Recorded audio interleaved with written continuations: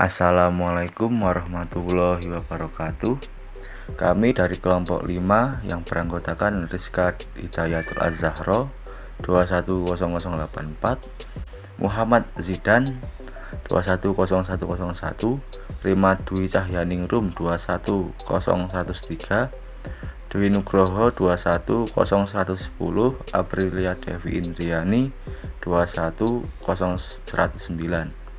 Kami ingin mempresentasikan hasil diskusi kami yang berjudul proses penyesuaian. Yang pertama, matching konsep atau konsep pemadanan. Matching konsep adalah konsep akuntansi yang mendukung pelaporan pendapatan dan beban terkait pada periode yang sama. Dalam konsep ini, laporan laba rugi akan melaporkan laba atau rugi untuk periode tersebut. Dalam menggunakan konsep periode akuntansi, akuntan harus menentukan pada periode mana pendapatan beban bisnis akan dilaporkan. Untuk menentukan periode yang tepat, akuntan akan menggunakan dua metode. Metode pencatatan pendapatan dan beban. Ada dasar kas atau cash basis. Dalam dasar kas, pendapatan dan beban dilaporkan dalam laba rugi pada periode ketika kas diterima atau dibayarkan. Contoh, pendapatan dilaporkan ketika kas diterima dari klien, sementara gaji dilaporkan saat kas dibayarkan kepada karyawan. Terus ada dasar akrual atau akrual basis. Dasar akrual adalah pendapatan dilaporkan dalam laporan laba rugi pada periode saat pendapatan tersebut dihasilkan.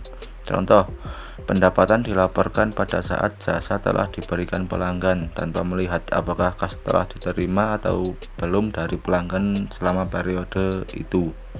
Jadi konsep yang mendukung pelaporan pendapatan ini disebut konsep pengakuan pendapatan. Proses penyesuaian.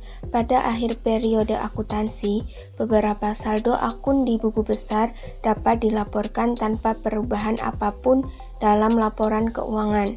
Misalkan, saldo akun kas dan akun tanah biasanya adalah jumlah yang dilaporkan di neraca. Akan tetapi, beberapa akun buku besar memerlukan pemutakhiran.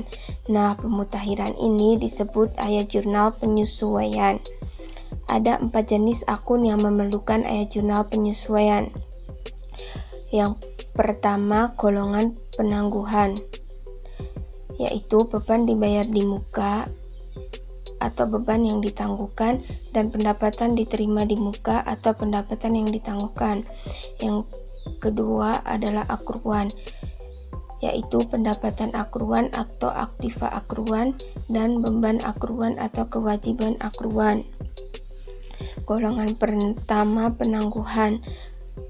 Beban dibayar di muka atau beban yang ditangguhkan adalah pos yang awalnya dicatat sebagai aset karena kasnya telah dibayarkan, padahal jasa atau barangnya belum diterima. Aset ini kemudian menjadi beban seiring dengan berlalunya waktu atau melalui operasi normal usaha. Contoh, bahan habis pakai dan asuransi dibayar di muka. Yang kedua, pendapatan diterima di muka atau pendapatan yang ditangguhkan adalah pos yang awalnya dicatat sebagai kewajiban karena kasnya telah diterima di muka, padahal jasa atau barangnya belum diberikan kepada pelanggan. Kewajiban ini kemudian berubah menjadi pendapatan seiring dengan berlalunya waktu atau melalui operasi normal usaha. Contoh, pendapatan diterima di muka adalah sewa diterima di muka.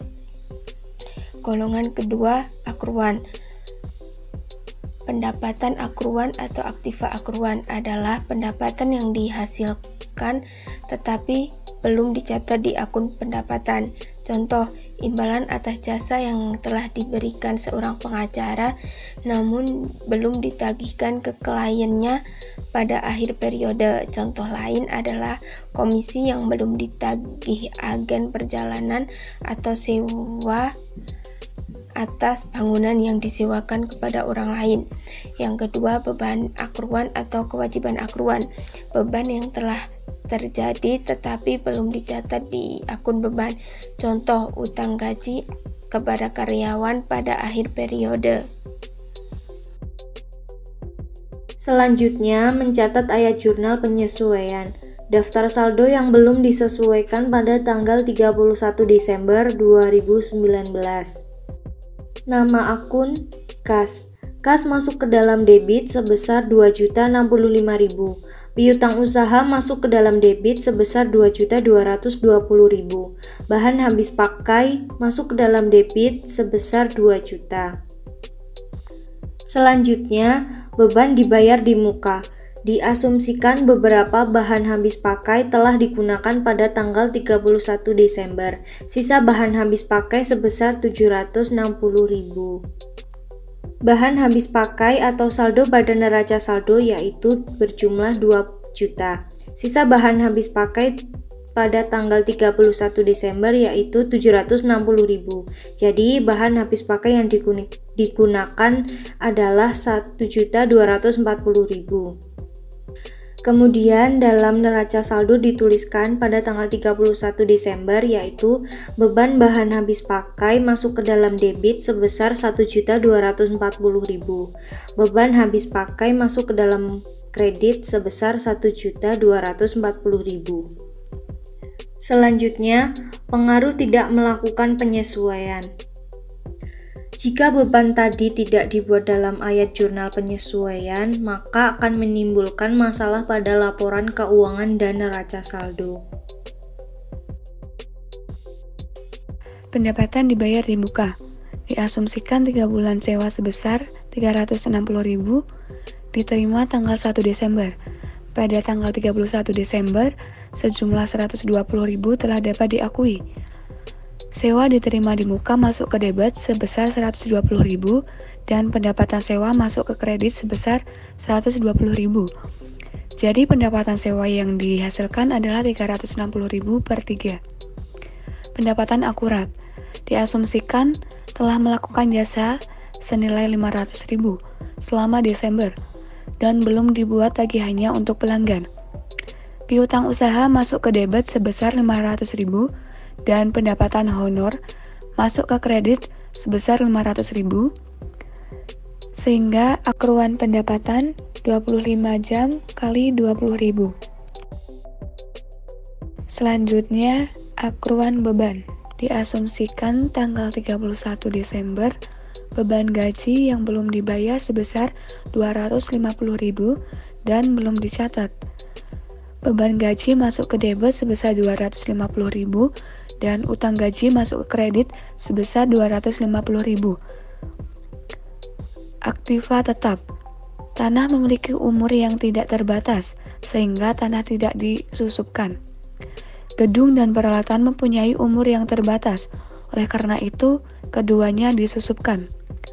Diasumsikan net solution mengestimasi penyusupan peralatan kantor sebesar 50.000 untuk bulan Desember. Beban penyusut masuk ke debit sebesar 50.000 dan peralatan masuk ke kredit sebesar 50.000. Jenis penyesuaian yaitu beban dibayar di muka terdiri dari bahan habis pakai, asuransi dibayar di muka ayat jurnal penyesuaian bahan habis pakai senilai 1.240.000 di debit dan bahan habis pakai sebagai 1.240.000 di kredit. Beban asuransi di debit senilai 200.000. Asuransi dibayar di muka kredit 200.000. Apa pengaruh penyesuaian terhadap laporan keuangan, kenaikan atau penurunan? Yang pertama ada laporan laba rugi di mana beban habis pakai di kredit menjadi laba bersih yaitu senilai 1.240.000.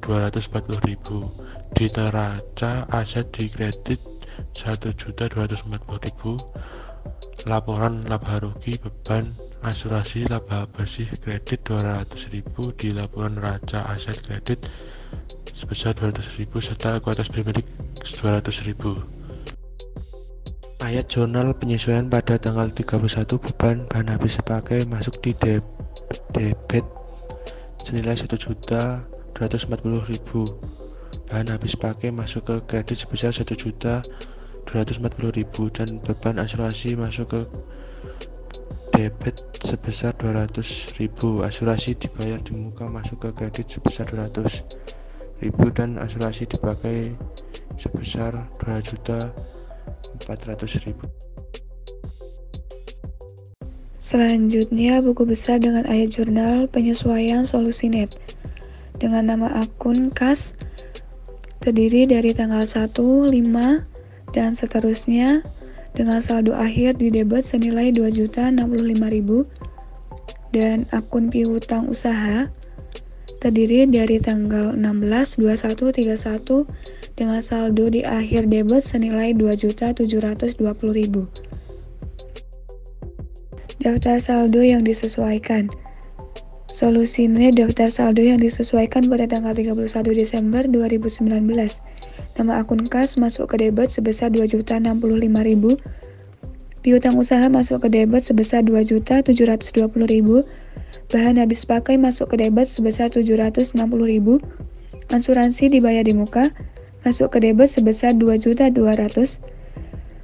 Tanah masuk ke debit sebesar 20 juta. Peralatan kantor masuk ke debit sebesar 1.800.000. Sekian yang bisa kami sampaikan. Apabila ada kesalahan, kami mohon maaf.